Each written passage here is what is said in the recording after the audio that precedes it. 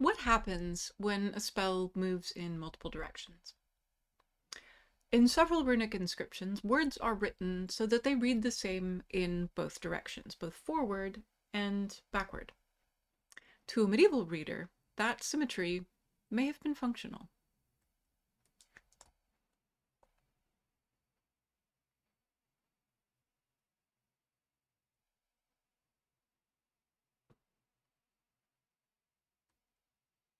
Hello, Rune Scholar. I'm the modern Erilar, and today we'll examine runic palindromes and what their structure may mean.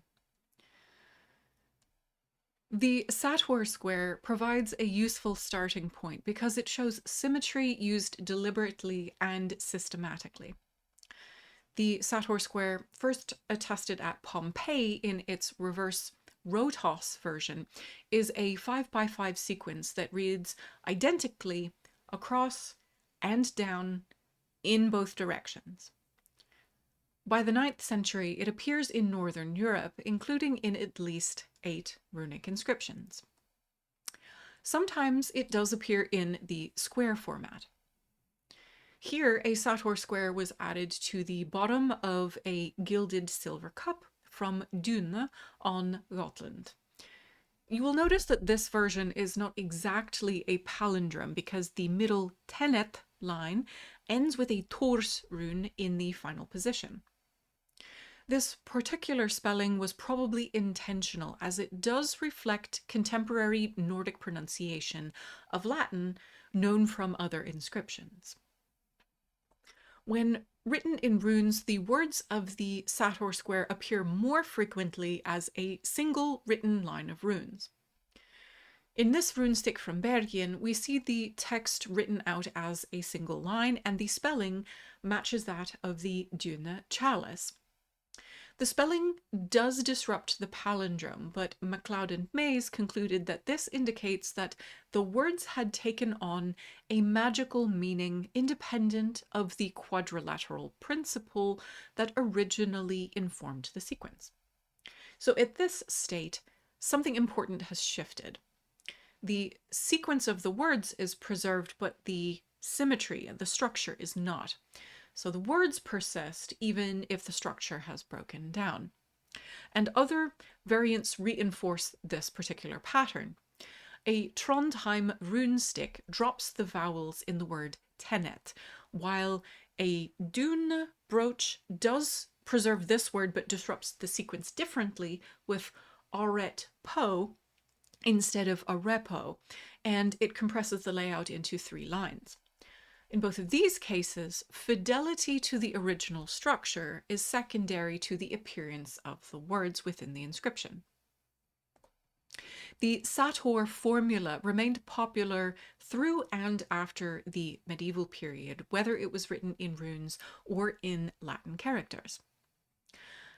A 15th century Iceland manuscript records that it was used to treat heavy bleeding, probably heavy menstrual bleeding.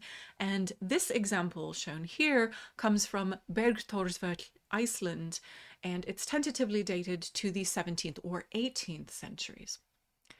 The SATOR formula remained popular into the 19th century in Scandinavia for protection against lightning, fire, theft, and illness, both physical and mental.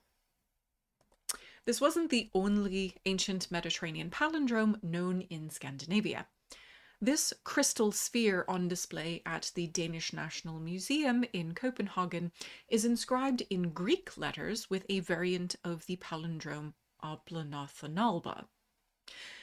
This was recovered in a grave from Årslev, dated to the 4th century. These are inherited forms, but not all runic palindromes come from the Mediterranean tradition. The Kylver stone shows a fully symmetrical secondary inscription outside of the rune row that we normally look at. And the Sueus palindrome here uses mirrored Sowulo runes. These differ from the Sowulo rune form in the accompanying rune row, which suggests that the symmetry here in the 3-stroke version is intentional rather than incidental. While Some scholars have proposed this as a later variant to the 4-stroke sowulo from the full rune row. Comparable forms do appear in other early inscriptions, so the shape itself is not anomalous, but the symmetry of this word is notable. The word sueus has been linked to Gothic forms or ethnonyms, but no specific explanation of its meaning is entirely secure. What matters is that the inscription here prioritizes the symmetry over the clarity of meaning. The Flemløse stone offers a shorter palindrome, the word sis. The runes are not mirrored here in that sowulo both point in the same direction, but the form sis may relate to Old Saxon siso, meaning incantation. Given that the Rolf mentioned here is identified as a godi, a priest, on 2 nearby stones, the term may function less as a name and more as a performative element. Sis is probably active in this inscription. Some runologists have suggested that it is a warning, possibly a curse if you move the stone. One of the accompanying stones that mentions him as a godi, interestingly, also does contain a mirrored pair of sowulo runes, though it's not in a palindrome.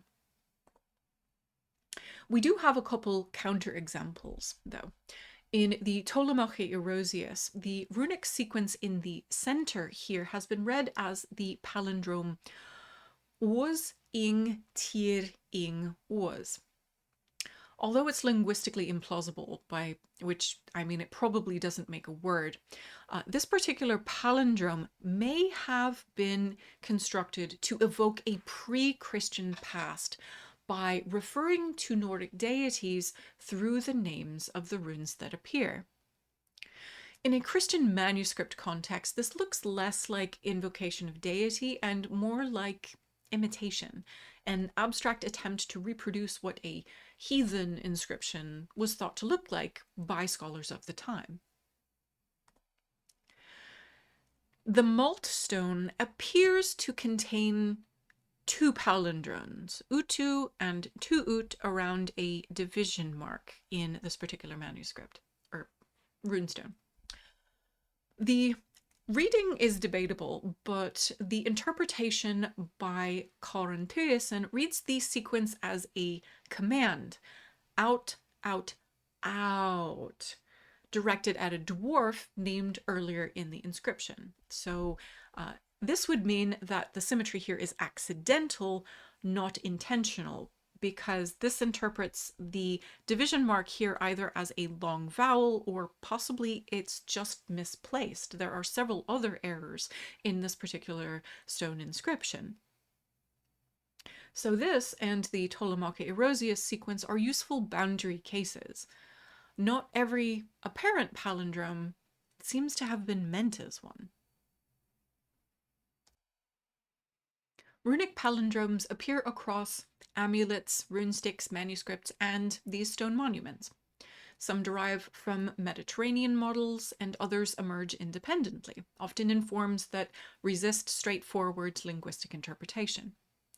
What they share is structural symmetry, and in these inscriptions, meaning does not depend solely on the words, but on an arrangement that balances, repeats, and most importantly, is reversible.